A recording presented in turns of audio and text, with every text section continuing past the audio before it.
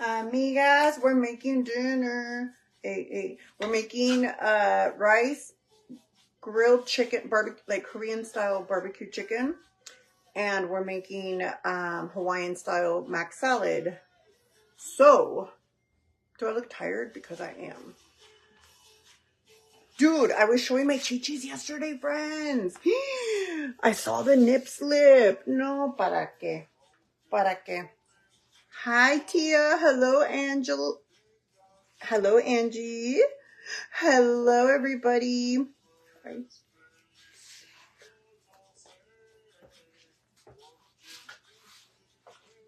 Hi, everyone. Okay, we're making dinner. Hello, everybody. Join. If you guys could do me a favor and just like the video, leave a comment, do all the things, share it if you want. I don't know. We're just making dinner. We're just chilling. I need to go to bed, you guys. I did not sleep last night because I was finishing my mirrors. Like, I was finishing some of them, not all of them, but I was working on them. And then when I looked at the time, it was like 3 in the morning. Hello, Julie. I finally get to see you from the start. Hi, Rosemary.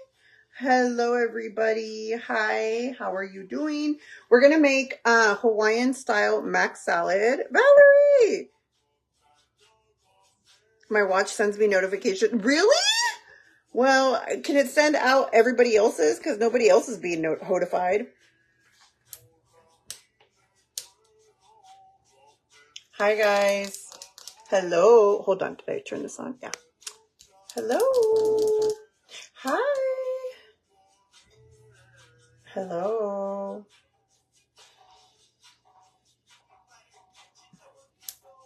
Hey. I got a notification. Oh, well, good for you. Quit bragging. No, I'm joking, friend. So my rice is cooking right here. We're going to make mac salad, okay? So here's what we're going to need for the Hawaiian style mac salad. We're going to need heavy whipping cream. We're going to need mayo, a lot of mayo, so I have my big one ready. We're going to need a little bit of white wine vinegar.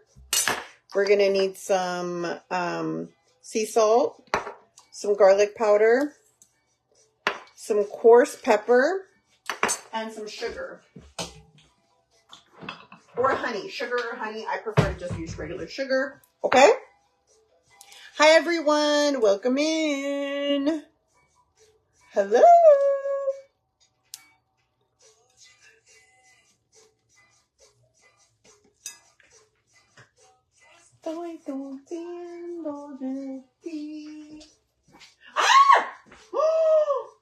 Oh, let me turn it down. I had my grill pan heating up, and I looked over, and it's literally like smoking.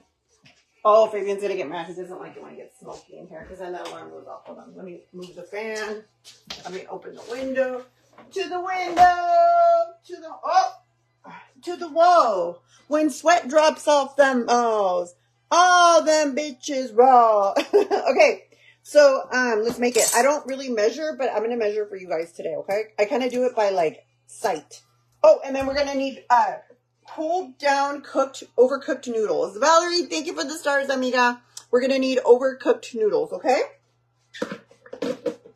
Some people add, carrots in it. We don't, because every time all of the Hawaiian style restaurants that we have around here, we do it. My chicken is over here. It was marinating. We'll put it on the grill here in a minute. And I'm also going to teach you guys how to make, I want to try Hawaiian style mac. Girl, you should, friend. It's delirious. Okay. Here, I'll use this cup. All right. So we're going to use half a cup of heavy whipping cream.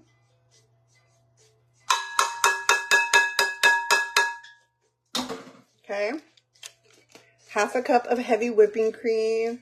How was your day? Oh, friend, I was literally falling asleep in my car waiting for Fabian to get home from school.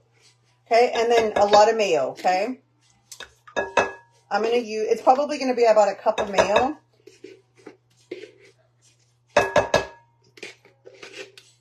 And this is best food, so we got to make sure we get it all out. They're like, Rosalie, you missed a spot. No, I didn't.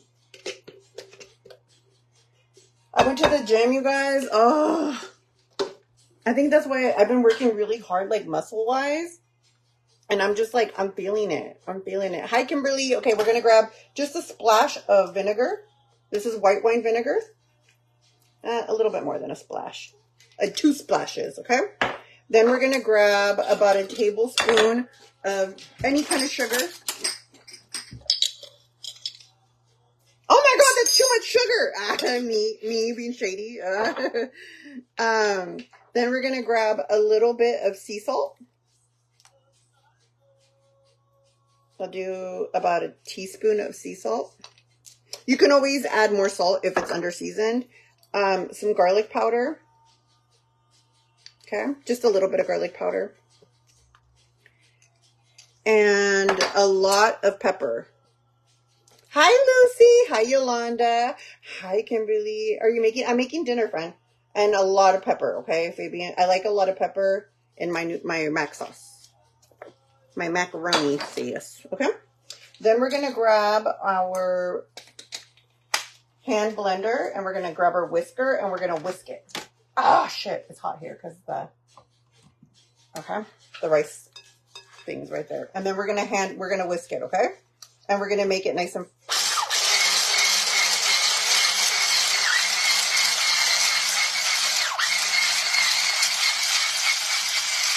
we're going to almost make it like whipped cream. Here comes Fabian. What are you doing? Are you like my teapot? I'm a little teapot for a shout. We might need more mayo, but we'll see, okay?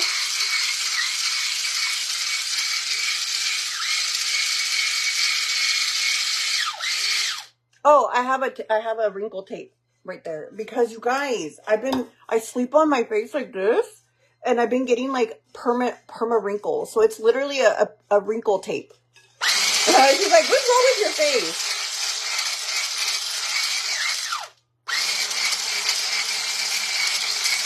It's supposed to like train it. They're made by a company, Peace Out, I think. Peace Out Wrinkles it's called. And it's a piece of tape, and you put it on your wrinkle, like any deep wrinkles, and you leave it on for as long as you want. I leave mine on literally all day.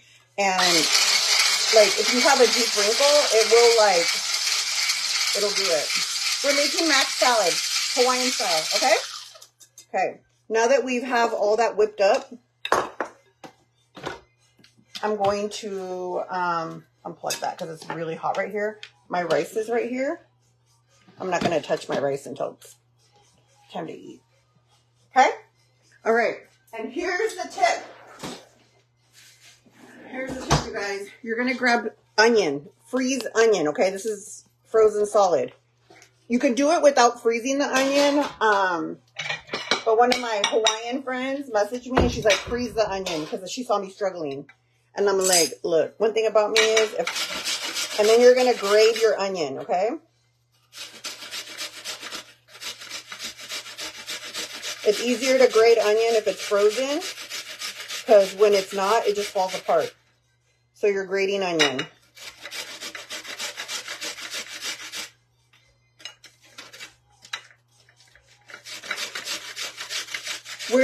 You can get it at Sephora. Sometimes I find it at Marshall's. It's by Peace Out. It's called Peace Out Wrinkle, but they have it at Sephora. Sometimes you could find it at Marshall's. I had bought it once at Sephora, and then I was like, I don't want to pay this much for it. And then I found it at Marshall's.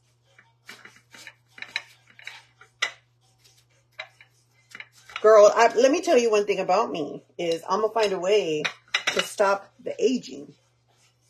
Okay, and here's our next onion.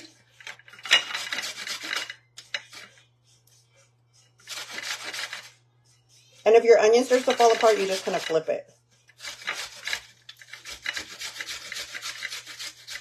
Good idea, frozen. Girl, I wouldn't have thought of it. I wouldn't have thought of it. What are we making? We're making grilled chicken, Hawaiian style mac salad. And I'm going to have rice instead of mac salad. And then I'm going to steam some veggies for Fabian. Some like broccoli and carrots. Okay? And there's our onion. all that onion goodness. If you have like really big pieces, you could take them out. I have a few like pretty big pieces in here. But onion freezing did make a difference, okay? And then you're going to throw the onion in here with the mayo, the heavy whipping cream, the salt, vinegar, and all the stuffing. Hold on. I'm getting this. I don't want that in here. I just want that in here. All right. And then you're going to stir that onion in there. Thank you for the stars, amiga. All right. Now we're going to add our, thank you guys for joining. And then we're going to add our mac.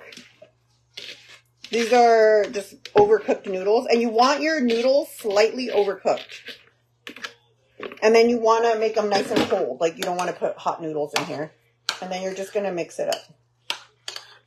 And then we're going to throw this in the fridge while we make our chicken. So it has time to like set. If it needs more mayo, we'll add more mayo. It's definitely going to need more pepper. Ooh, and you know what, you guys? If freezing the onion stops your eyes from doing what they do. What isn't your eyes from, like, last time I grated onion, my eyes were watering. And freezing the onion stopped me from doing that. Okay? Now, let me wash my hands. Because I had onion on them.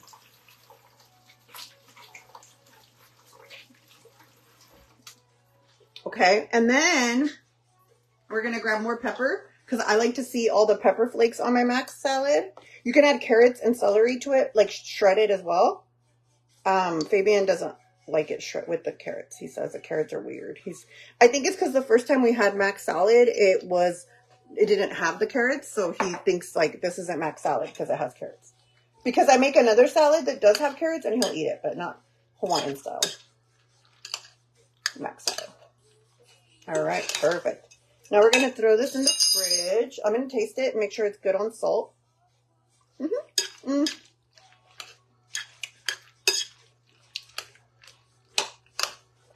good on everything. Because of that vinegar and the sugar, it does have a little like tangy and sweetness to it. And then the onions add that onioniness to it. And the pepper adds that little kick. It's a very good salad. If you guys like salads for like barbecues, you could add diced ham as well. We just keep it very basic. I'm telling you, once Fabian has something and then he likes it, I can't add anything to it because then he won't eat it. He'll say that's not what it is. And we're just going to cover this and we're going to put it in the fridge.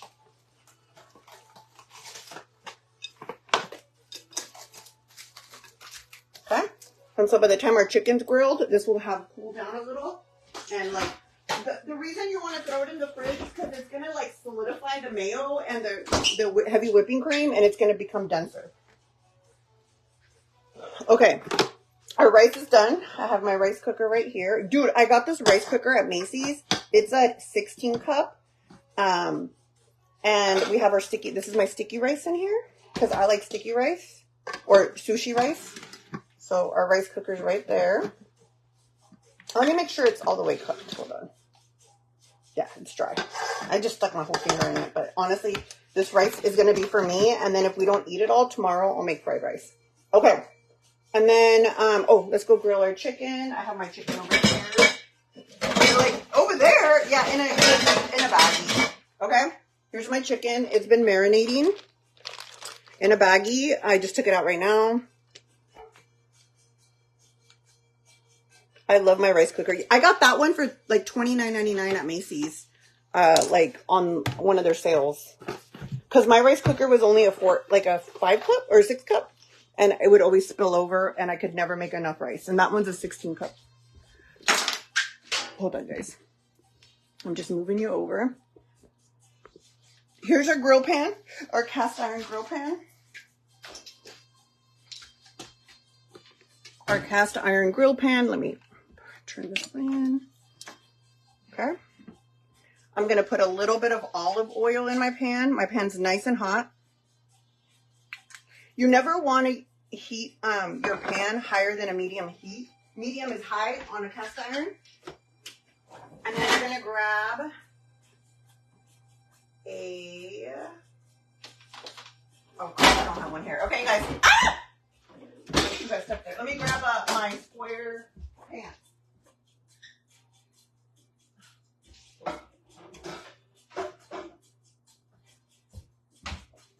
I'm gonna grab my square lid. It was nice and hot, that's why it's smoking. And now we're gonna grab our chicken, okay? I'm just gonna do it with my hands and then I'm gonna go wash them.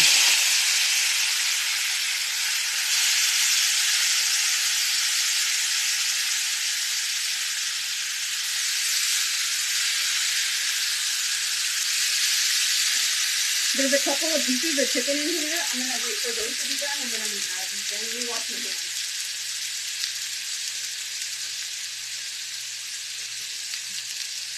Okay, the trick to cooking chicken on a grill pan, you guys, is to cover it for 5 minutes.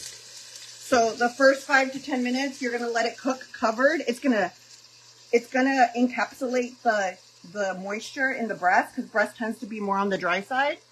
It's gonna encapsulate that moisture. Sorry guys, I really freak out with chicken juice being on anything.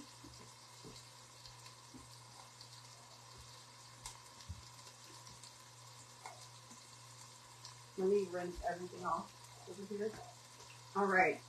So while that cooks for about 5 to 6 minutes, covered. Let me grab my cleaner, guys. Sorry. There was just chicken on everything, and I don't want salmonella. So to get like a super juicy cooked chicken breast, cover it for 5 to 6 minutes, and then you're gonna cook it uncovered for about 5 minutes on each side, and then, well, probably less than like 3 or 4 minutes on each side after that. And it's really going to keep that nice and moist. Oh, you know what, you guys? I didn't season it. Let me season it.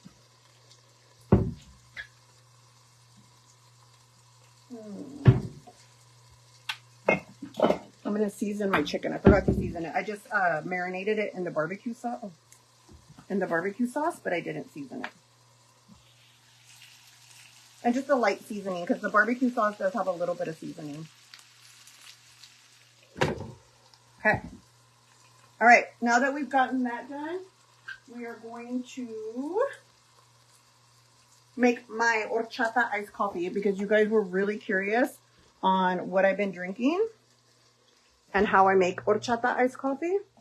So you guys remember I made 5 gallons of horchata like on Friday? I think it was the day that I made 5 gallons of horchata. Let me grab my charger, guys.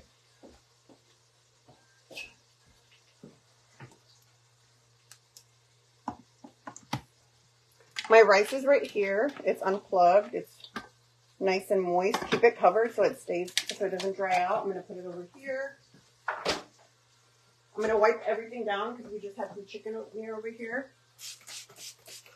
So yesterday when I was live, you guys were like, how do you make that iced coffee? And I'm like, let me show you. Let me show you. Let me not gatekeep. So all you need is horchata. You guys, I have my recipe on my page. So just go down a couple posts and it says strawberry horchata. But strawberry horchata is just regular horchata with strawberry added. So you'll see that. And then you're going to grab a cup. Let me grab a cup. Here, we'll use this one. Okay. We're going to grab a cup. I'll show you guys what coffee I use for my iced coffee. This is the coffee I use. They sell it at the grocery store now. It's from Mexico. But you can also use these coffees. They sell these at the grocery store too. These are instant espresso, and you can this will go in ice or cold, and they're like pre-measured portions. But I like my iced coffee to be a little different. So hold on. There's not much horchata left, but I was craving a little coffee. So this is all the horchata that's left from the other day that I made it. So I make horchata with the condensed milk and the evaporated milk. That way my horchata lasts longer in the fridge. It could literally last up to 7 days, but nobody will ever let it last 7 days. Like the amount of time that horchata lasts at my house is like 3 or 4 days. But if you use like whole, like gallon milk instead of evaporated milk, it does only last like 3 days max. Oh crap, I forgot that this thing comes off. Okay. I'm going to mix it because when it gets down to the bottom like this, the like cinnamon and rice kind of like gets stuck down there.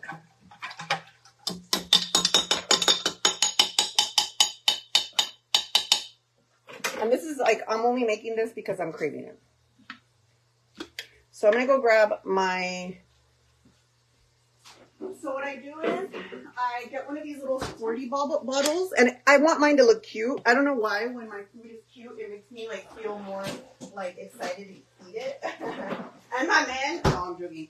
Oh, not joking. But I have these little ice molds that I got on Shein, and these are like the teddy bear ice molds.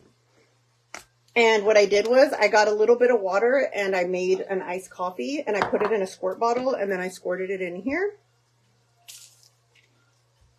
And I need I know 2 bears is my iced coffee. So we're going to grab our 2 little bears. You could just do regular ice cubes and not do bears if you want. But like, how adorable. Look. Oh my, you guys share this video. Hi, Selena. Hi, Bitty Bitty Bum Bum. Don't think I forgot. Look at how adorable. Oh my, you guys have to share this video. Share this video for the teddy bears. Teddy bear iced coffee. Look.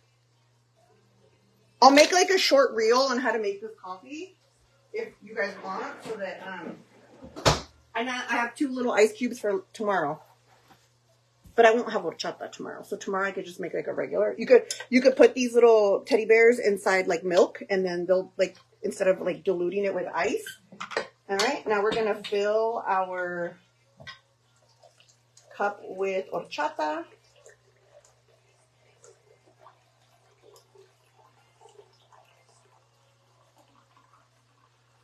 And the horchata already has milk and it already has flavoring and sugar, so you don't need to add anything.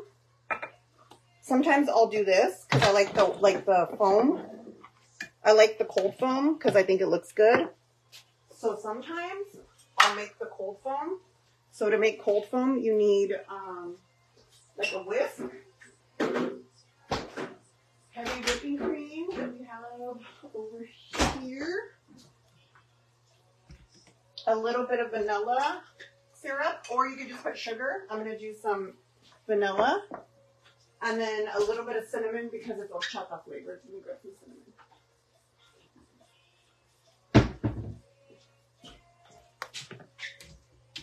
And then I'm going to grab a little cup.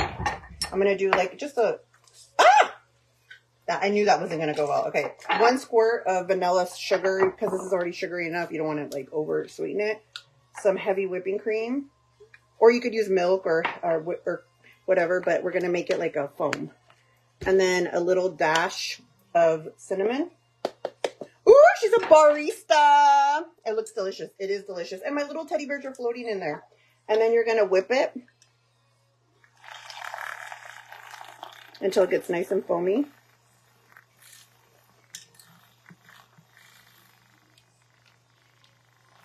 Our chicken should be ready to turn here in a second.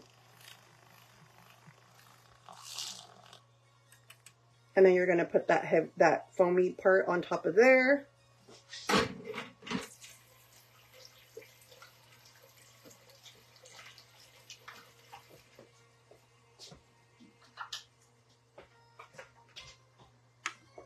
And then because the coffee is in the ice cubes, it's going to start to dilute. It's going to start to do it. And then you have an horchata like latte. Horchata latte. And then you're going to grab a little straw. You're going to mix it up so that the coffee bears start to. And I'd like I kind of like nurse my coffee a little bit. And it tastes like you're drinking coffee. Horchata is so freaking good. That's what I was about to say. What did she say? What did Cheryl say? That does look pretty good. It's delicious. Whip it good. Ah! So yeah, this is how I make my coffee. How do you not get tired? Tired, amiga. I have a teen, a hubby, me. Girl, I'm always tired. What's for dinner? Oh, let's go, because my dinner's about to burn. Yo acá con el pinche café. But anyways, that's how I make my horchata latte. People are always like, what are you drinking? I like making fun drinks. And it's not low calorie, but I like to treat myself with something low calorie. All right, so now here's our chicken. Now we're going to leave it uncovered. I'm going to grab a... And that's not burnt. It's just a caramelized barbecue sauce.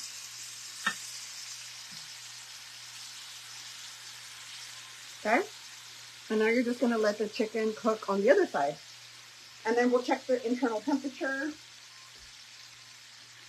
Let me get the veggies out for Fabian. Let's cut up the veg. Oh, you know what? I think I have zucchini and broccoli. I do.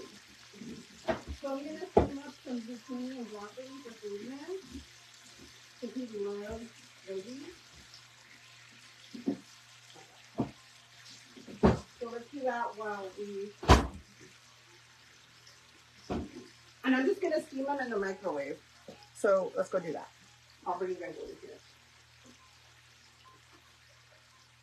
Hold on. I'm trying to find all my stuffies. Watch my chicken. Make sure it doesn't burn.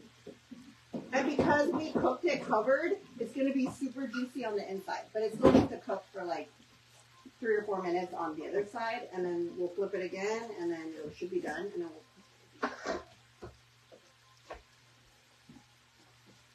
All right. All right, guys. So, and just like that, dinner's done. I always, when I get home from the grocery store, I always clean all my veggies before I put them in my fridge because, you know, they've been at a store, they've been touched, manhandled by people. But then I give them like a extra little clean before I cook them. But I always like clean them with vegetable and with white vinegar. That's what it is. Pretty much that's what it is.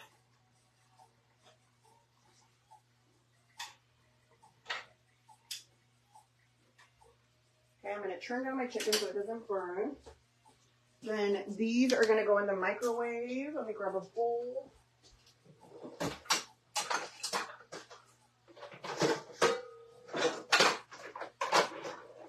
Fabian! He's going to come over here. Fabian! Dinner's going to be ready.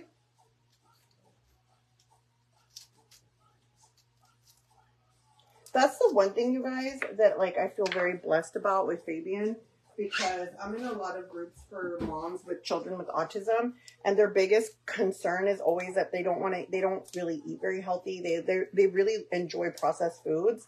But I think because Fabian, we never gave him the option. Like, processed foods are a great treat, but we never gave him the option to like only eat processed foods. And I know like they don't like this. Like a lot of moms message me and they're like, I know, but I try. And I'm like, but guess what? When you're hungry, you will eat. And he's always just really enjoyed veggies. They're steamed, crunchy, salad. I realized at a young age with him, he really liked crunchy foods. So that's how I really focused on getting him with veggies. Like I would give him carrot sticks. I would give him celery. I would give him, what else? Carrot sticks, celery, cucumbers, watermelon, crunchy foods.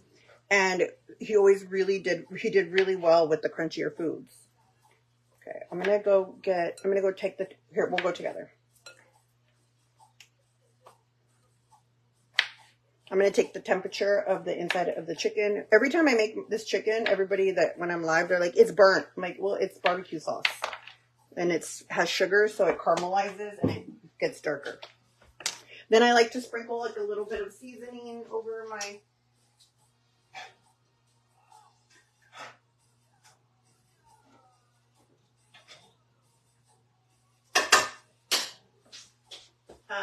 garlic. I just do like the garlic salt, just a little bit, and then I cover it.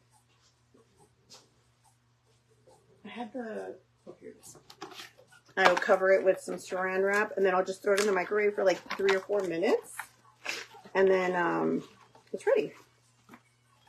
Fabian! Sorry guys, if it seems like I'm rushed, I am, because I have goodie bags to make for tomorrow. Fabian's having a party group, like a dance, but they're not gonna dance. It's just like a hangout. Thanks to you guys, and the moms, because they had a bake sale, but I sold theirs. They were like, how are you gonna fundraise? And I'm like, look, girl, as much as I want to have a bake sale with you guys, I'm not. Like, I have to work on the weekends. Like, I can't be bake selling it, but I can do something on my own to contribute. And so we were able to contribute almost $500. Go girl. Yeah, so me and the moms are gonna meet up, and we're gonna make little candy bags and snack bags for them. And then we ordered them pizza from Paddington's. And then they're gonna have like a little DJ come play music for them. The kids that are sensitive, we're gonna put headphones on them. Yes, nice day tomorrow. Yeah, he's gonna have fun. Fabian, dinner's gonna be ready. All right, let's check the internal temperature of our chicken.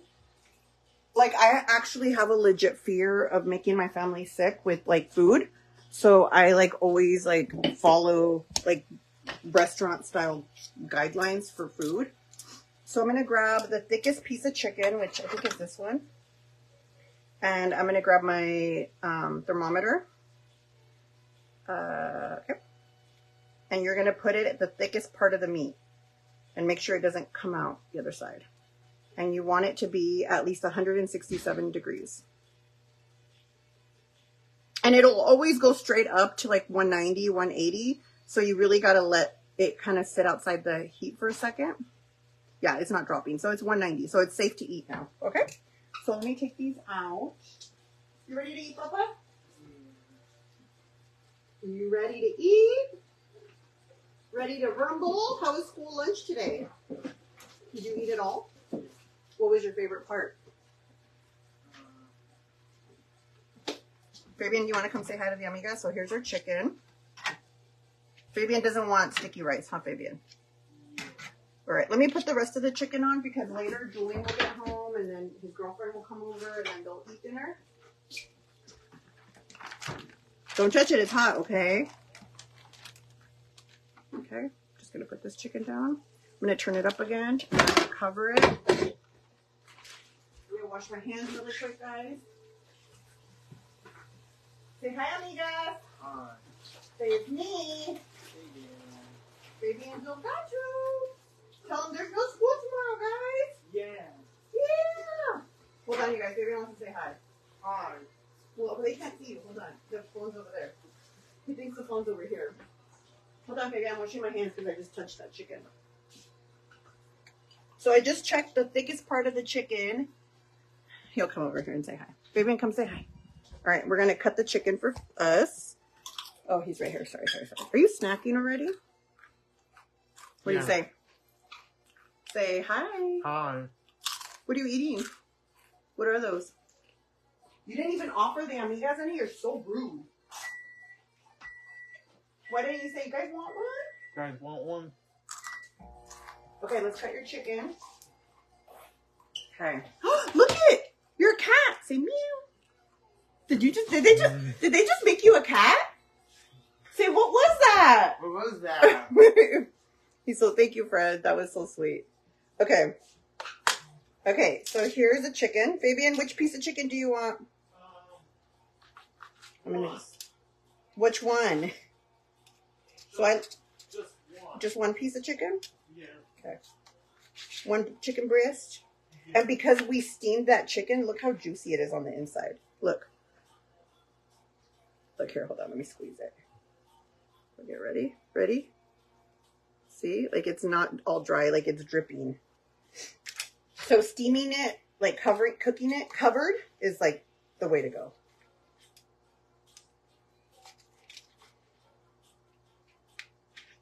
There's that Fabian's piece of chicken. Fabian, wash up! For me, like, honestly, you guys, it's really important that Fabian experiences every food group, like the protein, the carb, and the veggies. because I feel like, honestly, our eating habits as children, like, they're the eating habits that follow us into adulthood. And our children are like, thank you for activating the star party. Yes, the chicken's delicious. I got a little bit on my finger. Okay, the veggies are about to come out. Let me grab the pasta salad. Oh shoot, let me turn down the chicken. All right, here's the pasta salad. It was chilling.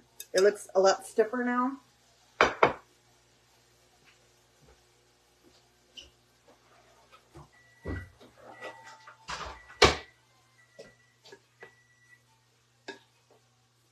It, like, even just like that little, like, 20 minutes of chilling really makes a difference.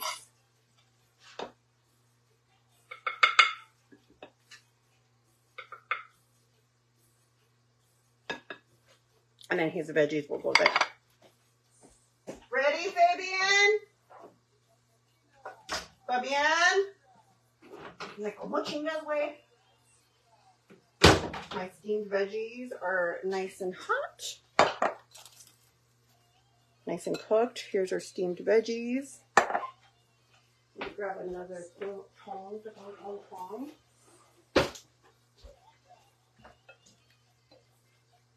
And I'm gonna toss the veggies so that, like, that little bit of sprinkling seasoning kind of gets on all of them. He likes more broccoli than he does. Baby, you want me to put a little bit of butter on top of your veggies? Yeah. How does your plate look? Why you put just one? One what? It is just one. One chicken breast. See? There's 3. There's 4, and this is 1. This is Fabian's plate. Hold on, let me put a little. He likes a little bit of butter on his veggies. Say, amigas, you guys want to come eat dinner? Eat dinner? Say, you guys are welcome to come. To come eat dinner with Fabian. Dinner with Fabian. Say, come eat dinner. Chicken dinner. Winner, chicken. Huh? Okay, wash your hands.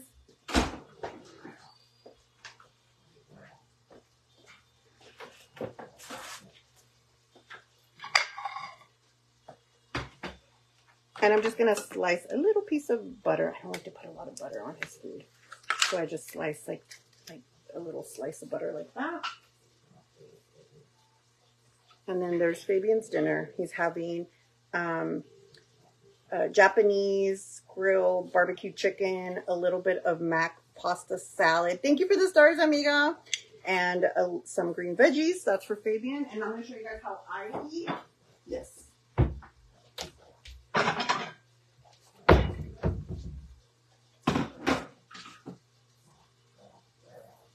You guys, we just made a whole ass restaurant style meal in, like, how long has it been? I was hoping to do makeup live tonight, but then I was like, we'll do it tomorrow, because tomorrow Fabian will be at group all day. And I'm not going to be there with him till later, so we can.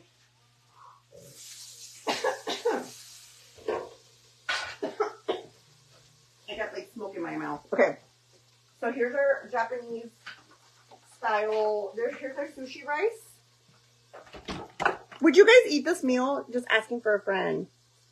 30 minutes. We just made Japanese barbecue style chicken, Hawaiian mac salad, rice, and veggies in 30 minutes. Come on, guys. There's no reason to eat. Como, what do they call it? Charango? Charango? I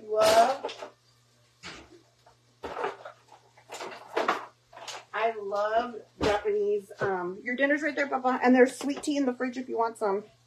Okay, so I'm going to grab a little bit of rice. There's my sushi rice, just a little bit, because I do want that mac salad looks really good. I don't typically eat mac salad, but I want to today. And remember, you guys, do not keep your rice out. Like, once it cools down to room temperature, put it away, because botulism is a thing. People be losing their lives to botulism. Huh, Fabian? All right, and then I'm going to cut my... Oh, wait. Oh, I have to use a different tong because I just flipped raw chicken.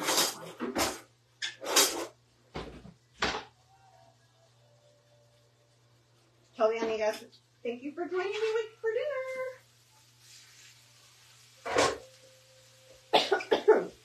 Every time I uncover the chicken, I get that like whiff of smoke. All right, I'm gonna do this piece of chicken.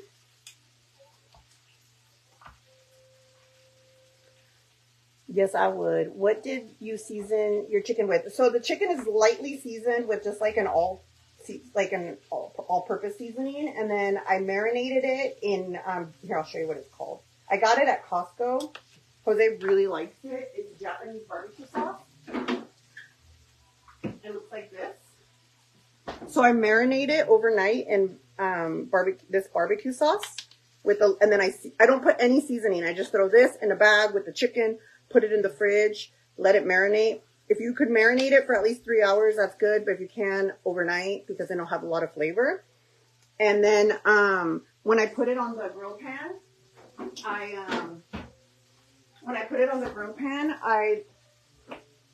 I seasoned it lightly with the all-purpose seasoning because I don't put any salt in it. All right, and then I put my chicken over my rice. Fabian doesn't like it like this. Because it's too much. He says because it's too much. You hear him? And I have to eat way more protein. So I put my chicken over my rice. What ingredients did you use for the macaroni salad? If you watch the replay, it's all in there, but it's heavy whipping cream, sea salt, garlic powder, a little bit of white wine vinegar, a lot of pepper, a grated frozen onion, and a little bit of sugar, and then mayo. And then you're going to want to do it. Oh, and then the noodles have to be a little overcooked. That's the tip. A little overcooked noodles. And then the noodles a tiny bit overcooked. And then just mix it all together, put it in the fridge, and let it marinate. Here is my dinner. So we have sushi rice with chicken, a little, like about half a cup of macaroni salad, and then some steamed veggies. And this is what me and Fabian are having for dinner. Fabian asked me to make dinner because I haven't been making dinner because his daddy's gone, right, Fabian? Where did your daddy go? God damn him. Right, Fabian? Why he gotta work? Sorry guys, I'm just getting the chicken that I left on the grill off. And then for my drink, it's gonna be look at the iced coffee. So here's the horchata. Here's the milk and the coffee, and then when you mix it, it's gonna get really dark because those little teddy bears are starting to melt, and they're gonna make it more icy.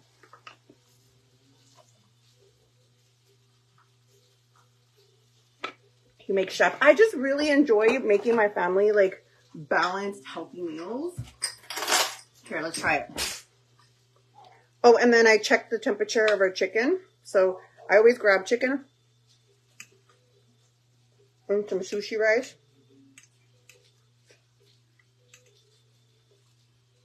Hold on. Some mac salad. Can I move in? Yeah. Do you want a room? Do you want a couch? What do you want, Bram? You can sleep in between me and Jose. We can cuddle. If you got a husband, bring him too. He can cuddle with all of us. The bear molds, I got them on Shein.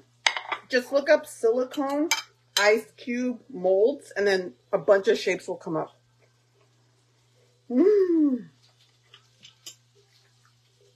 So good, guys.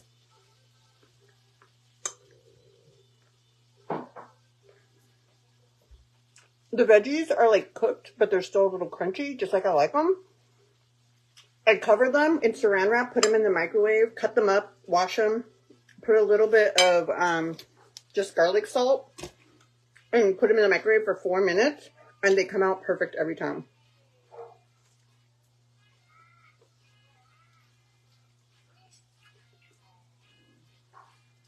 Make a reel for the molds. I won't, friend. Sucks. What sucks, friend?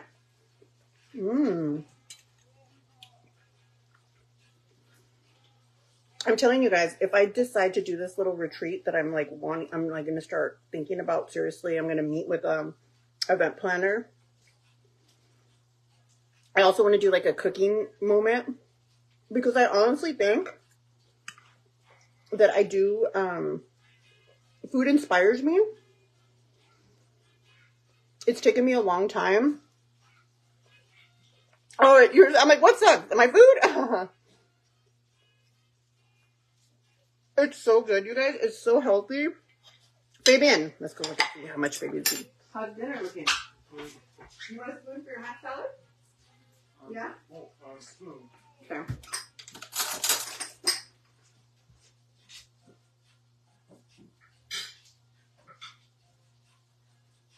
Yummy? And you guys, honestly, also like having Fabian and finding meals for him. Fabian, do you like Mexican food? No. Do you like Japanese food? Yes. Do you like American food? Yeah. Do you like pasta? But Fabian does not like Mexican food. So I have to find different foods for him to try. And so me learning how to cook the different foods for him has made the difference. He's gonna come over here and bring his plate. He always brings his plate. Watch.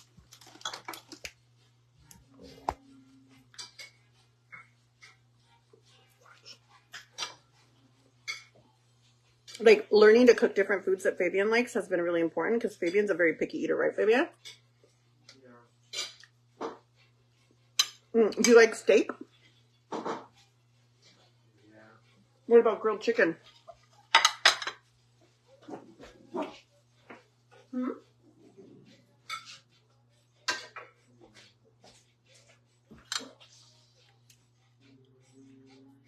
I just need one bite. Okay, friend, hold on. Let me get you a little bit of everything. Open up. Abre la boca. Say, ah. My oh, your arthritis tulip. I'm so sorry, friend.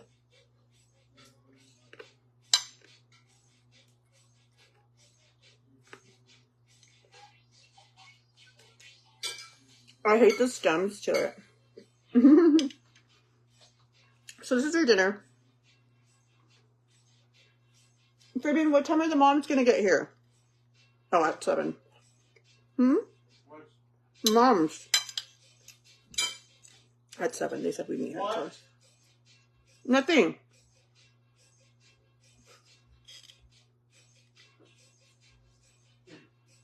I know, friend. Honestly, I know there are days that Fabian doesn't feel that great because he sleeps a lot. So I get it.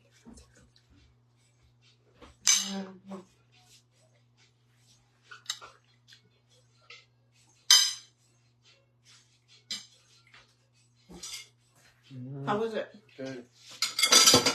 What do you think? How many stars? 10. Okay, thank you. Oh, you forgot your cup? Tell the amigas. Tell amigas how dinner was. Good. Show them with your hands. Say, hey, come say bye. Don't be rude. Bye. Come say bye. Be polite. Say bye, amigas. Bye. Say bye, amigas. Bye. Where are you going to go hang out in your room? We heard the moms are coming. He thinks that the kids are coming with them. They're not. Always like trying to go to his room. He always has to put his dish in the sink.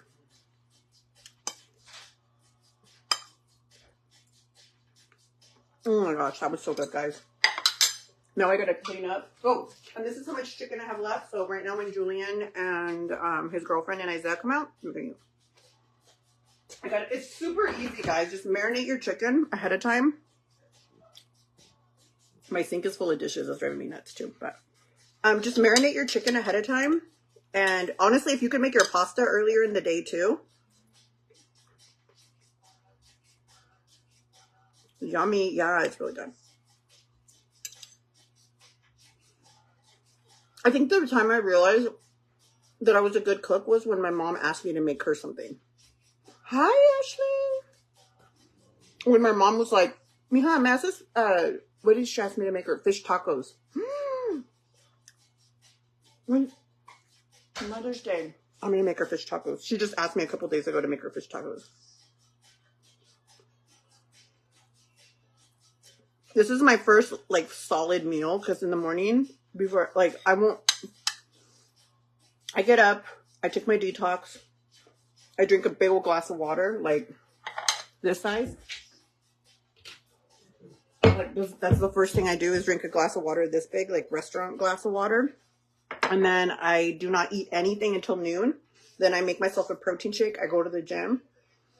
That's my like first meal. And then this is my like solid meal. And then before bed, I'll have like a small snack. Not before bed, but like later in the evening. Thank you, friend. Yeah. When my mom asked me, because my mom used to be, I don't know about if you guys like, if you're Mexican or you don't even have to be Mexican to have a mom like this. I have the kind of mom that like, if you're in her kitchen, she'll be like, that's not how you do it. You're using the wrong pan. That's the egg pan. And that's my rice pan. I remember being a little kid and being like, honestly, when I get older, I'm not going to have a rice pan or an egg. Luna! I'm not going to have a rice pan or an egg pan or none of that. I'm just going to have regular pans. My kids are... Girl, I had no idea.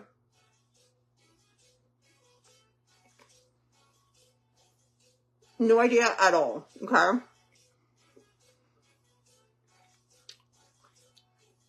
I became my mom. Like, I have a rice... Let me show you guys my rice pan, okay?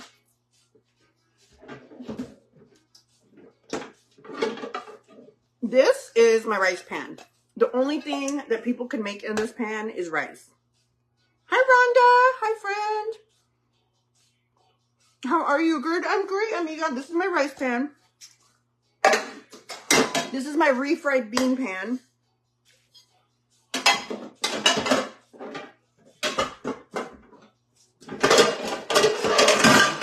This is my casserole pan. This is the only nonstick pan that I own, other than this is my egg pan. This is the only pan I can make eggs. Like, I'm literally her. I'm like, oh my gosh, I never wanted to be her. But honestly, my mom was really mean. Like, my mom was a very mean mom. She was very, like, anal, like, very naggy, very, like, all of that. But, oh, and then I have my caldo pan. This is my caldo pan. This is like for making caldos and soups. The only one I'll use. Then I have my grill pan for grilling meat. So like, yeah, I became my mom. And I'm like, when did this happen? But my mom, like growing up, she was very mean and very naggy. And now I look back and I can give her grace because I think about the fact that she was raised in a household with 13 other children. She said that my grandmother had one child every year.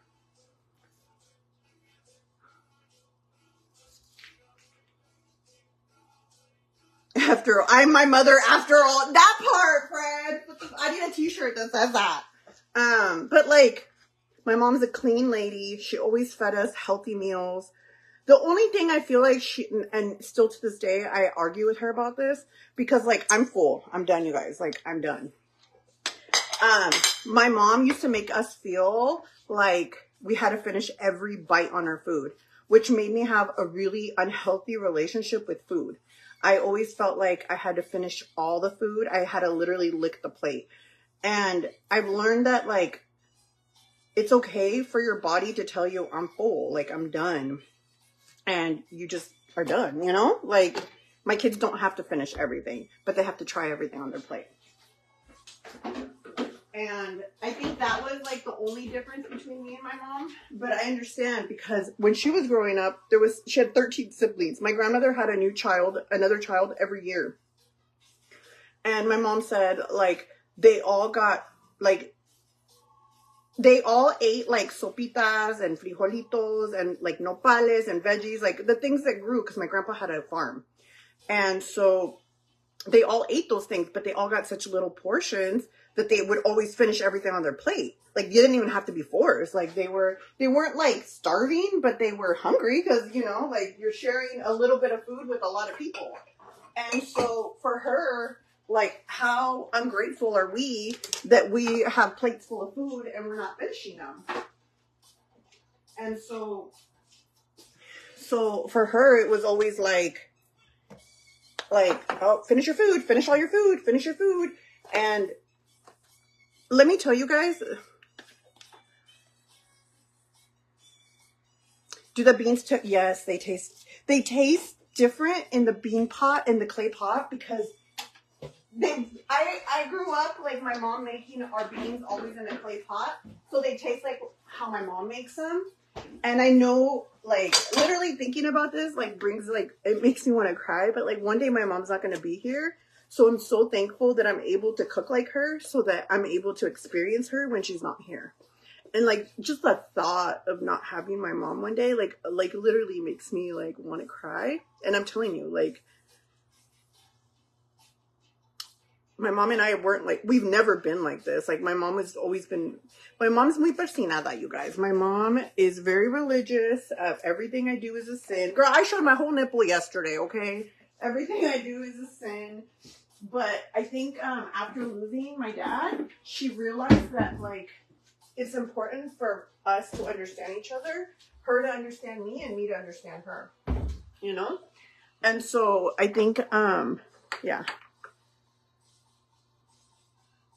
My mom fed me. Yes, yes. So for me, it's been so important to have like a super healthy relationship with her, because I feel like though we've never been able to connect, that doesn't mean that we, like, my mom's always judged me. My mom's always like, "Hi, Rosalie, no hagas esto, no hagas esto." Like, my mom has always been really hard on me, but I've always wanted to love my mom, you know? And so I've never been, like, let me tell you guys, when me and my sister were in high school, we were being very promiscuous girls, you know? And we went to the Planned Parenthood it happens to be down the street from our high school, and like they would give us like contraception and condoms and stuff. And my mom found them one day, and we got home from school, because she was like the kind of mom that, right there with you, girl. Yeah, she was the kind of mom that would like clean your room for you and like put things away. And so that day she was cleaning our room, and we hid the little bag of condoms, and we were just going to give them to our friends for Valentine's Day, inside a little Valentine's Day card with like a lollipop stuck to them, and be like, "You better lollipop it up," you know? And my sister and I thought it would be a funny prank. And you guys, I actually have to tell you guys about my high school prank that I did on all the mean girls that bullied me, but I feel like I'm not ready to go that deep yet to tell you guys all my truths. But so we went to the Planned Parenthood. We asked them for condoms. They gave us like a little paper sack full of condoms, and we put them under our mattress. And it just happened to be that day my mom decided to clean her room. I'm not sure how I've become the best mom to my kids. You know why, friend? You became the best mom to your kids because you modeled the mom you wanted to have. That's how you become the best mom to your kids. You modeling what you wish you had. So there's two types of people. There are the kind of people who blame their parents for everything and just continue that unhealthy cycle.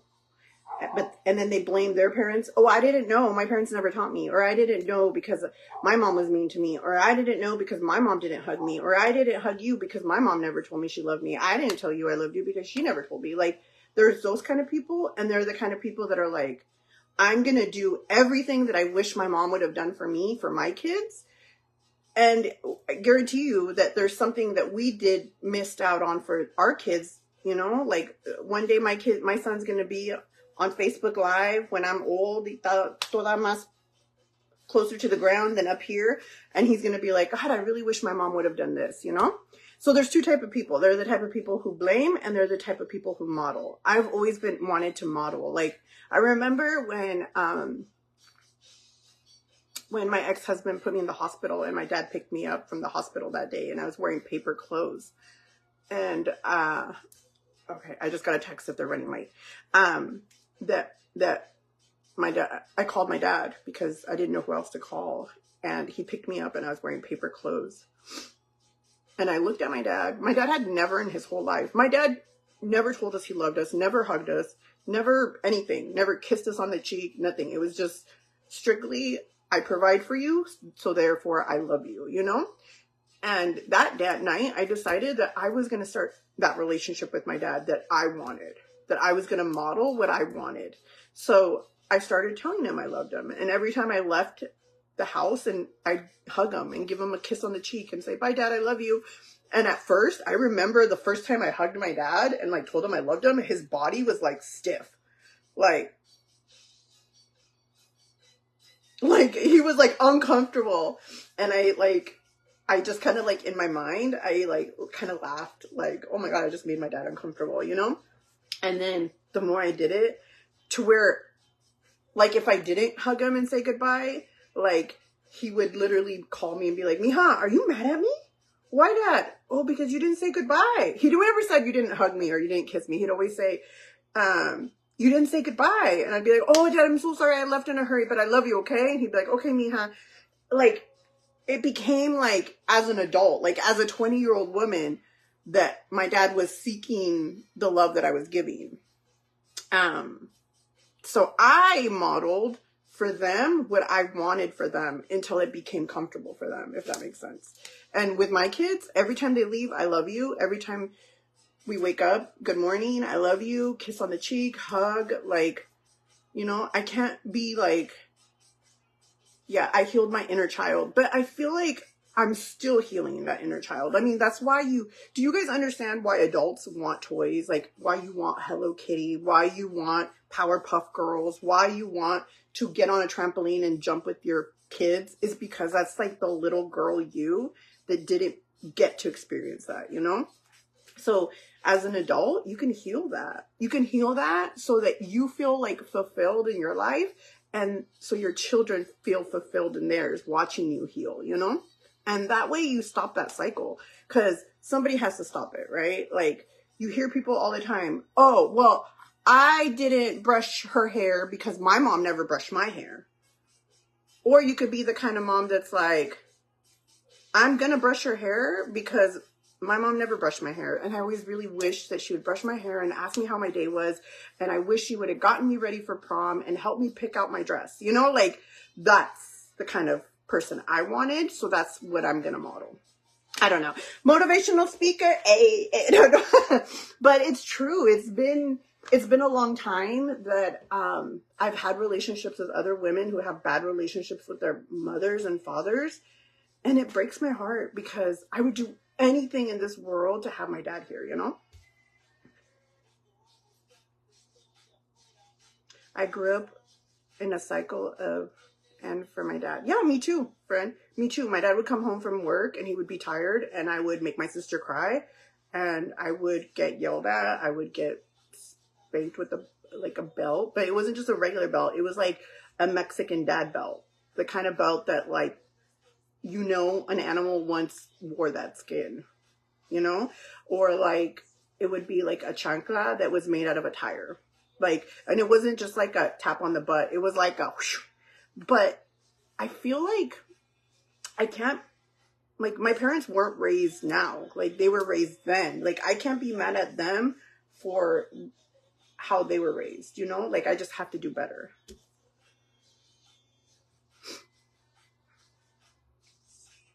And I try so hard to be the best mom I can and be the parent. Yeah, because I'm not going to spend my whole life blaming people for what I didn't get. I'm going to seek what I didn't get and I'm going to give it to other people, you know? My grandma was like that with me. She raised me, but my ex-husband taught me to hug and say, I love you. When I met Jose, he wouldn't hold my hand. And I just like grabbed his hand one day and started holding it. And to this day, whenever we're at the store, like we're holding hands, you know? Because I want that. So, hi, Jamie. So like, how am I going to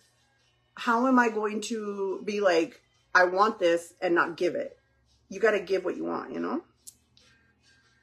Back then. Yeah. Like my dad came home. Yeah. Like my dad would come home from work tired. Girl, he was a roofer. He worked in the reforestation. Like his whole life, he worked with his body and his hands. Like the last thing he wanted when he came home was kids screaming and fighting. And the only thing he knew was anger and violence because that's what he grew up with. So he didn't have the opportunity to model what he wanted. So I modeled for him, what I needed as a daughter. I miss my dad too. Oh, girl, every day. Every day I'm like, And I was an awful kid, guys. Like, I was the girl, look, I'm not giving my dad an out, but I'm giving him an out. Like, I was traviesa. I was very promiscuous. Like, I know now why, because I was violated by a family member at a younger age. But I was very young, very angry, very promiscuous, very everything. Okay. So he just dealt with me how he knew how. And that was with anger and violence. And I deal with my kids how I know how, you know? Yeah. You're the best, Rosalie. I'm so proud of you. No, it's not about being proud. It's just like, how do you heal if you continue the cycle? You know what I mean? It's a cycle. Like, what is it they say? The definition of insanity is doing the same thing over and over and over and over and expecting different results. So you stop doing the same thing over and over and you stop getting the same results. Like, you get different results. You heal different. And I'm telling you, I was pregnant with him at 17 and I had him at 18. Like, there are things that I did to him growing up with him that I'm going to have to apologize for one day. I don't know what they are. He's going to have to come to me when that time comes and tell me, like, Mom, like, I wish you would have done more of this. Like, I wish you would have been more of this, because we grew up together, you know, and I'm ready for that conversation. If anything, I'm willing to hear him out and apologize because we grew up together, you know? Yes, it's a process. It's a forever process. Like, our parents did better than their parents, and I'm doing better than my parents, and I hope to God my kids do better than I did, you know? Yeah. And I'm sorry you went through that. I had an emotional until I was 30. Yeah. Yeah. And I think also knowing, like, my dad's story, like, when I was little and he'd drink, he would tell us all, like, he would literally be like, Mija. He would, like, get home, he'd be tired, he'd get a little 12-pack, and he'd finish it, and he'd be like, Mija, come sit with me. And I'd be like, okay, Dad. And he would tell me his life story. And I remember just feeling so sad for him, because I was like, oh my gosh. And feeling so lucky that I had him as my dad. And whether or not I got the love that I needed, I always had everything I needed, you know? Anyways, I better go before my co-moms get here and I'm all llorona.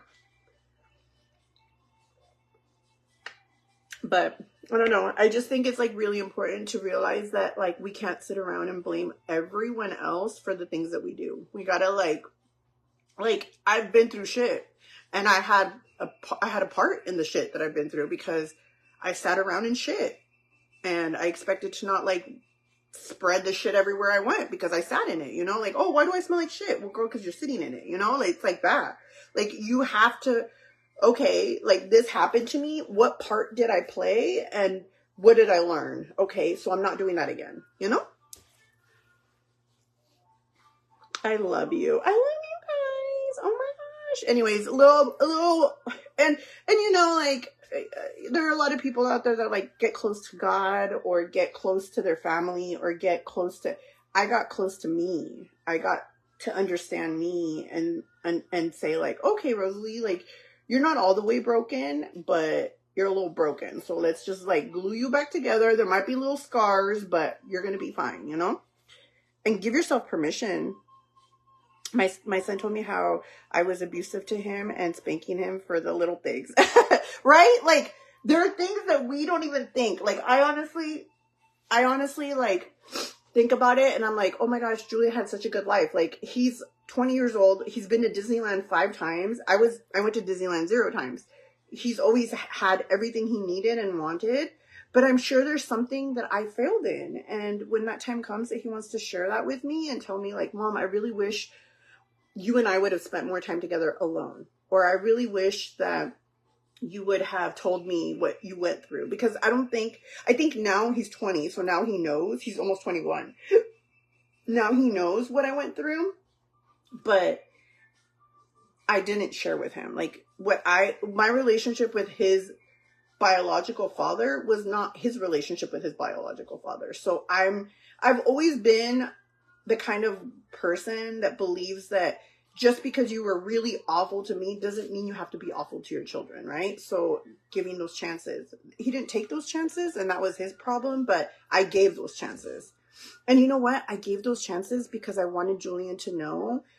Like, Julian remembers that, like, I, would, like, call Dennis and be like, like, and Dennis wouldn't show up. Like, there's this one thing, and maybe it's not for me to share, but I'm gonna share it. This is what he's gonna come to me and say later: Mom, you shared too much about me.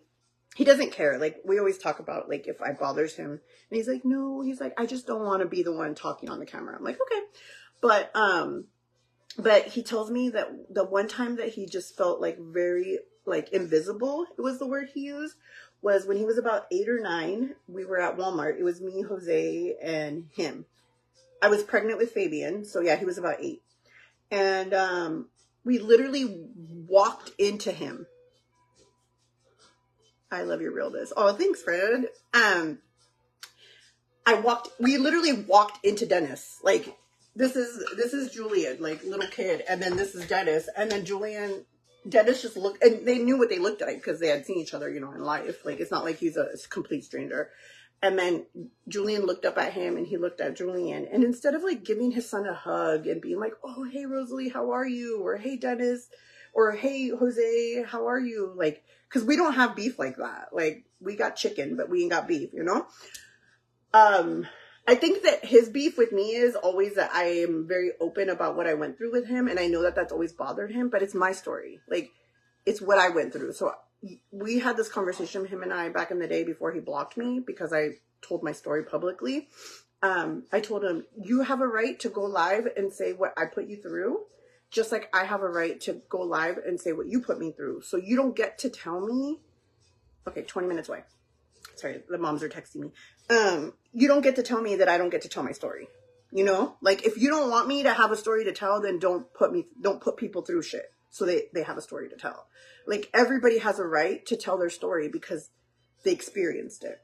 And he has a right to go live and be like, you know what? My wife was a hoe. I wasn't, but I kind of was at the end of it, but So they walked into each other. Here's Dennis. Here's Julian. Julian looks up at him. Dennis looks down at him. And instead of giving his son a hug and, like, saying hello, he literally put his head down and walked away. And I think that was, like, a very life-changing moment for him. We've had that conversation, and he told me, like, that hurt me because you didn't stop him. You didn't grab me and say, don't look at him, like, yeah. If you need to talk, oh, you guys are so sweet. I honestly, I'm so much in my healing era that, like, I talk to my dad. I know it sounds like they're like, girl, your dad's passed away, but I talk to him. Like, I talk to him like he's here. One day Jose is like, who are you talking to? And I'm like, I'm just talking to my dad. And he's like, looked at me. He goes, you see your dad? And I'm like, no, I don't see him. I just talk to him like as if he was here. And I think that's been very, like, because I just talk to him like he's here, like he's always around me. I hope he's not around when I'm doing, like, the things that dads shouldn't see their daughters doing, but, like, I just talk to him like he's there. Like I'm like, Dad, like, I really wish you were here. Like, I have the video that I posted that I made for him, like, a few weeks ago, where I'm just telling him, like, all the things that have happened since he's been gone, and I can't edit it because I literally can't even watch it. But it's so, like, healing to have it on my phone, And there'll be a day that I'm not here anymore, and that maybe my kids will find that video, and they'll be like, oh shit, like, this is awesome, Like, maybe it inspires someone else, because it has, like, really, like, I cry because I miss him, not because I'm mad anymore, because, like, why do I not get to have a dad here? And I had a crappy relationship with my dad, like, almost all my life, but I worked on that as an adult, and we became best friends, and we forgave each other, and we moved on, You're gonna make me cry. And I find it, like, so strange that, like, there are two type of people, the kind of people who are so mad because they didn't have the relationship they desired with their parent that they continue to hold that grudge and be angry with them, and the kind of people that are like me that like just wanted a little more time so that they could build more, you know? Too bad my mom is very fresh and not being, yeah. Hi, Nancy. 40 years ago, and I still talk to him. I talk to my dad all the time. I was like a little scared because, you know, he's had to get me out of some rough mental patches, like, in my life. Like, my husband literally stopped me from taking my own life. So he's, it kind of freaks him out. I know it does, but I tell him, like, I'm 100% know that my dad's not listening, or maybe he is, but, like, I'm just saying what I gotta say so that I get it out and it's not, like, bottled up, you know? So thank you, Lisa. Hello, Patricia. Anyways, I'm going to go, you guys, because the teachers are going to get here and they're going to be like, why Rosalie cry? They're going to be all awkward. So I'm going to give myself like a good, like 10 minutes to clean my kitchen a little, put everything away, and then get the living room ready so that we can all sit. I relate to you so much. My goodness, I feel your pain. But it's like, it's more sadness than pain. Is that weird? Because it's not like I'm in so much pain. It's almost like this like eternal like sadness. Like, it's not like a black room, it's like a gloomy room, you know? You got me crying. I miss my mom, and just my mom just sending strength. Yeah, I mean, there's always like, even if you have the worst relationship with your mom, they're a part of who you are. They're literally physically a part of you, you know? And did you guys know that you chose your parents? Like, you yourself chose your parents. There's this doctor, he's past life regression therapist. He's on TikTok. Maybe I could find him. I have a couple of his things saved. Let me play one. He's like helped me so much. And actually my therapist told me like, you should he has a book as well. I haven't bought the book, but whenever I'm sad, like I hopefully I'm logged in. Yes, I am. Am I logged in? Whenever I'm sad, I just like watch his videos, but he's literally like a doctor, like of science. And he talks about like past life and like the things that we've lived. And, hold on, let me see if I could find it. He's so good. And so if you're ever grieving and you want to feel good, like my biggest fear was always like dying or like losing someone that I love. And, he's kind of like taken that fear away from me. Where is he? Okay, this one. Actually now know what happens when you die. Yep. There were studies done where they brought people into hypnosis. Hold on. Let's start it over. And then here's how they... Wait, so we actually now know what happens when you die? Yep. There were studies done where they brought people into hypnosis, and here's how they described what death is like. First, they would describe floating above their body and being a little bit shook. Like, wait, I'm dead? And they look down and they actually see their body. At this point, whatever their belief is very important, because if they believe death is absolutely nothing, they're going to be a little bit confused. And the first thing they realize is that free will still exists in this sort of state. So you're still on Earth, you're just kind of floating around. Which means that, yes, most people go to their own funeral. They actually go to their memorial service and listen to what people have to say about them. Why? I mean, wouldn't you? If you had free will, wouldn't you be curious about what people were saying at your funeral? And because you have free will, you can hang out here as long as you want. But eventually, everyone goes through the infamous tunnel of light. The tunnel of light is described as a portal, almost like a highway into another dimension. And this other place that they go is described as the spirit realm. This is where souls go after they pass away. A heavenly light place, much, much better than Earth. And in fact, described as much more real than Earth. And the very first thing people do when they get there, party. They have this big old celebration with all their soul family, all these souls they've known for many, many lifetimes. They describe it as the most incredible experience they've ever had. In fact, while they're describing this experience, usually during hypnosis, they are literally crying. They're like, finally, I'm home. But on a side note, check out that spirit realm jean dress. Here's where things start to get interesting. Also, I'll tell you free will things. here, so you can do whatever you want. People are described as recreating their childhood homes and reconnecting with souls they've known for a really long time. There's also some intimacy. And I mean like much more than Earth. When you meet one of your soulmates, you can merge with them. You get all up in their business, think of it like the best hug ever. But here's the cool part. When you're doing this mergy soul hug, you're actually able to see their lifetimes. So it's like this intimate experience where you can like enter their consciousness. After that, they describe going to this library, essentially this place where they review their last life. How did I do in my last life? Did I learn some lessons? Did I grow? Did I evolve? Did I not? Because there's a lot of planning that goes into each life, so now it's time to review it. They describe being able to open these books and you go into them, like a book of your life.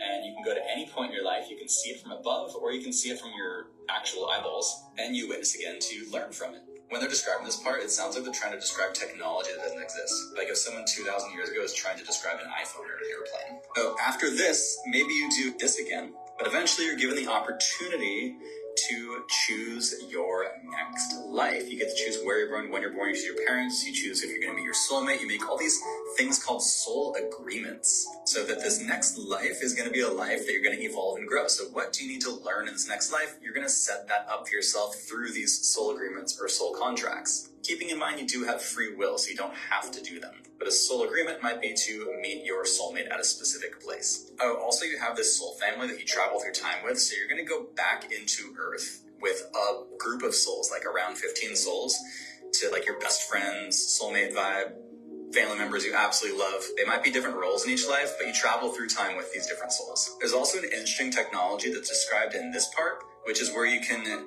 look into a potential future life. Like you have multiple options, like those parents, they're about to have a kid. And you can project yourself and kind of see what that life most likely will be like. Granted, the future hasn't been written yet, so it's like kind of an estimation. And when they do that, they usually say that, yeah, they then choose it based on that. And once they choose the life, guess what happens? Back to Earth we go. That is if you chose Earth as the planet you want to be born on. At this point, they describe actually there's a process where the soul merges with the body of the baby. There's like a two become one sort of merging thing that then, of course, when you die, it unmerges. But yeah, I thought this whole process was pretty interesting, pretty cool. But all of this was described by people under hypnosis. It's called past life regression hypnotherapy, essentially where you bring someone into a past life using hypnosis. And when they describe how they died in that past life, this is what they say. It doesn't matter what they believe in waking world, they talk about it in this exact same way. And this didn't just happen once. Like we're talking thousands and thousands and thousands of times. The Newton Institute alone did 70,000 studies on this. Everyone continuously describes this spirit realm after this human experience. If you have any questions, I would absolutely He's so love good, to you guys. answer. He's helped me grieve my dad so much more. His name is Michael Armstrong. And he literally talks about, like, you know how people say there's like heaven and then there's, well, this is like heaven. Like, he's like, it feels so good there. You're like home. That's your heaven. Like, you're with people that love you. That's heaven. And then he describes like, oh crap, hold on. Like, I saved all of these. Do bad people go to heaven? What happens to bad people when they die? Because according to data-driven research, we know now what happens when you die.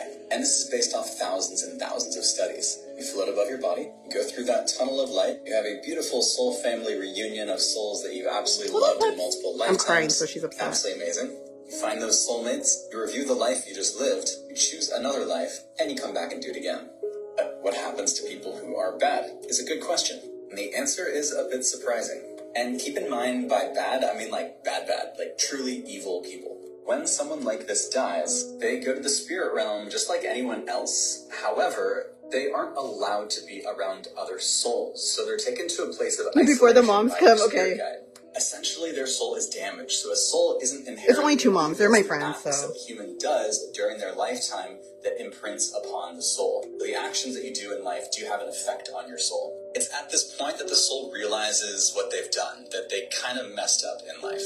They gave other beautiful souls terrible experiences in life, and that's not something that you want attached to your soul. Now, the interesting thing here is that punishment doesn't exist in the spirit realm, but they are held accountable for their actions. This place of isolation is more for soul rehabilitation. There's intensive learning and restructuring of self-awareness, all done under close supervision by their spirit guides. So the soul itself wants to make it right. The soul doesn't want to live for all of eternity having been an absolutely terrible person. So a part of this rehabilitation process might be them experiencing the pain they inflicted upon others to learn and grow from it. Or that soul might choose to have a human life where what happens to them in that life is what they did to others, so that they can feel what it feels like to have that happen. Because having it happen to them also imprints upon their soul, so they now know what it feels like, so they're not going to do it again to other people. Another option would be to live a life where they are of service to the other person, meaning maybe they're a caretaker for the other person, or they adopt that other person. And by being of service to that person their whole life, helps work out that karma. So the concept of karma isn't that this universal force is getting back at you or punishing you. It is actually your own soul that is giving you those really difficult experiences or lessons so that you can grow and evolve and learn.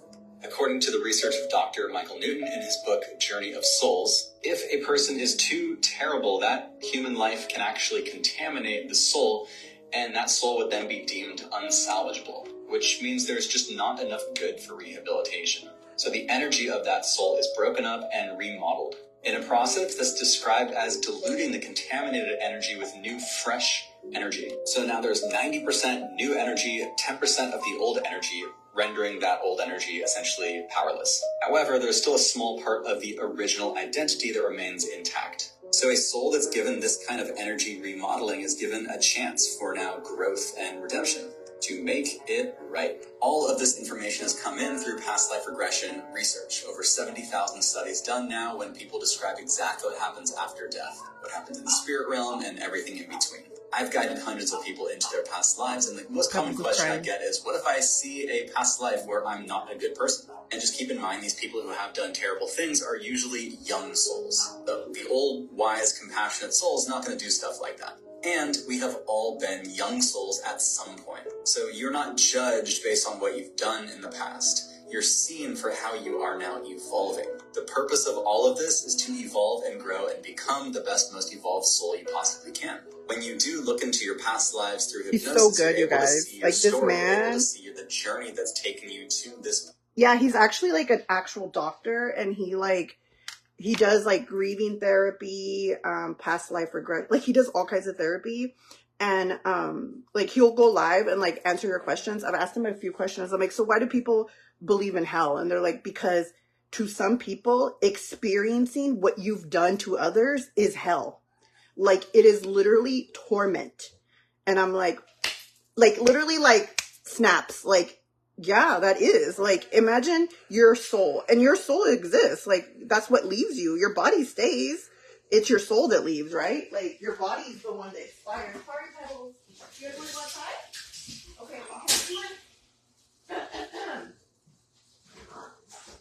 My amiga, Alicia, she's always as late as I am, and she's driving, so. So like, he's like, people are like, so wait, is God real? He goes, I'm just a doctor. Like, I just learned medicine and mental health and like all of that. He goes, I'm not here to tell you what's not real or not real. He goes, but what you choose to believe is what guides you through life, right? And we are energy. I mean, energy exists. You don't see energy. You don't see electricity until you touch it and it shocks you, right? So we are energy beings. That's like when you walk in a room and somebody's got a bad attitude, you could just freaking feel it. Or when someone's like really happy and has good energy, you want to stay, you want more of them, you know? And so like this person, like unwillingly, like when my therapist told me like cause most of my pain comes from experiencing my dad's loss and like a lot of other things have happened to me. And she was like, look, I lost my mom. Like this doctor, he has a book. Like he's really good. He's on TikTok. Hi, friend. And so like look into him. And I'm like, okay. And I found him. And whenever I'm like missing him, I literally go through his videos and watch. And like, I'm not scared anymore. Like before, the thought of leaving this world terrified me. And now I'm like, I just want to be the best me that I can so that I can be that. Like, you know, does that make sense? Anyways, his name is Michael Armstrong. If you are ever feeling sad or like lost or anything, he's so awesome. He just got married. And like, he like is your pain from the past. Like, do you guys ever feel like you're just like sad people, angry people. Like he'll like the man from another planet, like finding your soulmate, life review, who is your spirit guide. And your spirit guide's your conscience, you guys. Like your conscience is that little thing inside of you that tells you, don't do that. You shouldn't do that. You don't have to listen. We have free will. Is he only on TikTok? This is the only place I follow him. Michael Armstrong 444. Okay. And then that was like when the day that, remember like a few months ago, like I told you guys that I kept seeing 444 everywhere. And I hadn't like even spoken to my therapist about it. And she's like, look up Michael Armstrong. She didn't even tell me his name was 444. And, I like looked him up and I saw that his like literal like username was Michael Armstrong 444. Like my heart just like, you know, but he's so amazing. He has so many awesome videos on here. Like your baby, this one. Okay. They're like, sorry, Rosalie, we stopped. My friends are always late like me. Okay.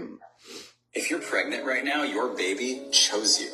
For each lifetime, the soul of the baby makes an agreement with the soul of the parents. They choose each other. And so yes, that means you actually chose your parents as well. The choice is made not so you can have the most fun and amazing life yet, but Earth is a school for souls. So the choice you made on who your parents are, or the baby that's coming into your life, actually chose the situation for the greatest soul growth. So in your past lives, if you were a little bit rebellious, you might choose more strict parents in this lifetime to help even that out. Or you've chosen some difficult parents so that you can learn how to create boundaries, or you've chosen really loving parents because that's just what your soul needed for the greatest soul growth in this lifetime. Or your parents are your punishment. The baby whispers its name into the parent's ear, so on a certain level, you chose your own name. And back to those who are pregnant right now, congratulations. You can communicate with the soul of the baby that's coming in, and realize you're not communicating with a baby soul. This soul could have lived 100 lifetimes. You're communicating with a wise old soul that just happens to be arriving in a baby body. And whether you're pregnant or not, this soul who will eventually become your child is called a spirit baby. Have any of you ever talked to your spirit baby? Have you communicated with that soul that's about to arrive into your family? I would love to hear your stories. Post in the comments. And if you want to learn more about souls, your soul's purpose, or your past lives, you know what to do. If you're pregnant, I think he's on YouTube. Baby. But that's really cool because I really believe that. Like me as Fabian's mom, Jose really wanted to name Fabian Mateo. And I heard the name Fabian. I don't even know where I heard it. And I was like, he's a Fabian. And he's like, okay, let's wait. When he's born, we'll decide. And I was like, okay. And he was like set in stone. Like his name is going to be Mateo. And I was set like he's a Fabian. Like I just felt like I was having a Fabian. Like Fabian was inside of me, right? And so, when he was born with like curly, wild hair. His lashes were curly. I remember the nurse is like, oh my gosh, he literally has curly hair and curly lashes. And I was like, see, he's a Fabian. Like, he's not a Mateo. He's a Fabian. And I always knew his name was Fabian. And I 100% believe that Fabian came for me because like, I was not a patient person. I was not like a person of service before him. And he taught me like how to be more gentle, how to be more kind. Like he chose me. And that's just like it when I watched this video, it brought so much like happiness to me. Like, oh my gosh, with my youngest too. And you know what he said also that like makes a lot of sense? He said, why do you think babies come into the world crying? And why do you think that babies cannot talk for 1 year? And I was like, watching him live, guys. That's so deep. Yeah, I was watching him live and people were asking him about this video. Because I watch him live often. And I always send him galaxies. And so he's like, why do you think babies don't talk for a year? Every other mammal that comes into this world can feed on their own, walk. They can do everything on their own except human babies. Like literally there are some babies that are born and within hours they're walking, within hours they're finding their own food, within hours some even leave their mom. Like they're able to self care for themselves. Babies, human babies are the only ones, right, that need us to literally carry them through life. And he's like, because your first year of birth, of life, the time when you're not able to talk, if babies were able to talk, they would be able to remember their past lives. That first year, you're giving those babies memories to kind of make them forget the life before. It's so freaking cool. I love this doctor.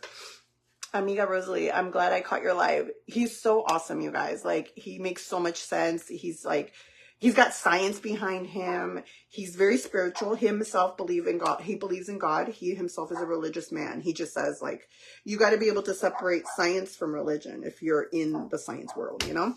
But he's really cool. He's really, really fucking cool. He has such awesome, like, he just brings such, and even if, let's say that he's absolutely wrong. None of us will know until it's our time. He brings so much peace and calmness.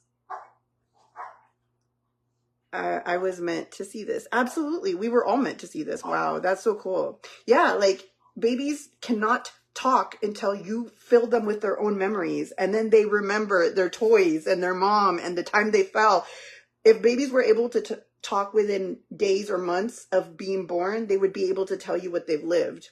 And do you ever meet those children that you know they were like an old soul? Like they just have that old soul memory. Like Felipe, he was like a little baby and he just had an old soul.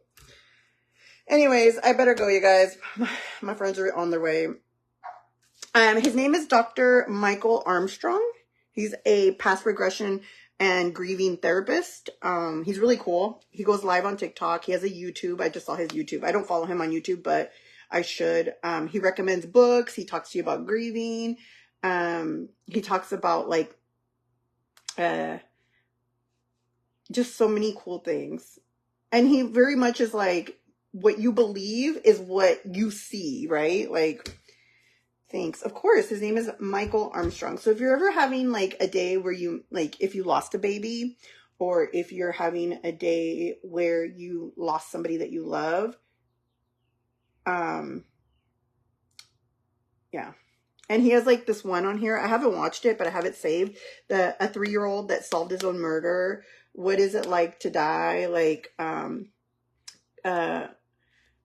what is your spirit guide? Your spirit guide is technically your conscience, what we call your conscience, that little voice that tells you don't do this, do that, go this way, don't go that way.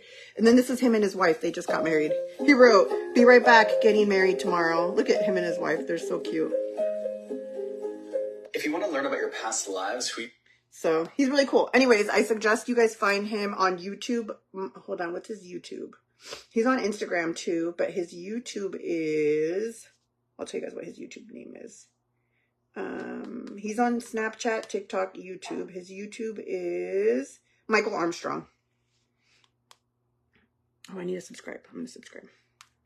But pretty much it's the same stuff as over there. So if you don't do TikTok, you could do this. But, like he has some awesome, he's just really good. Honestly, like I recommend him. He's helped me so much. Like I remember after watching him, I was like, babe, I like sent them to Jose and Jose's like, okay, babe. And he like noticed, like, he goes, I'm just happy that you're able to like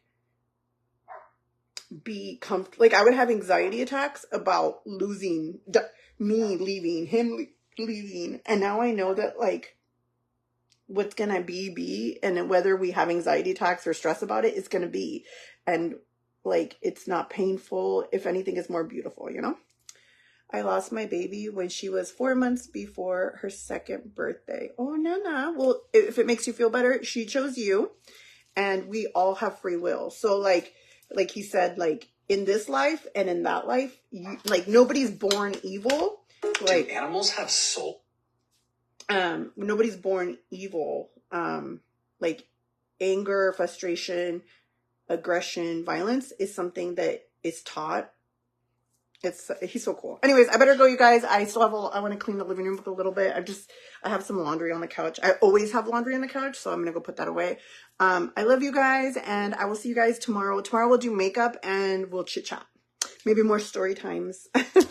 But make sure you guys look him up, Michael Armstrong, especially if you're dealing with like any questions of life. Just honestly, I feel like everybody should listen to what he says just because it's so positive. Like, it's such a positive message. And I know that we, whether you're religious or not, yeah, you could read the Bible and you can do all of that. But hearing science also tell you that like that we're energy is great. So, okay, bye guys.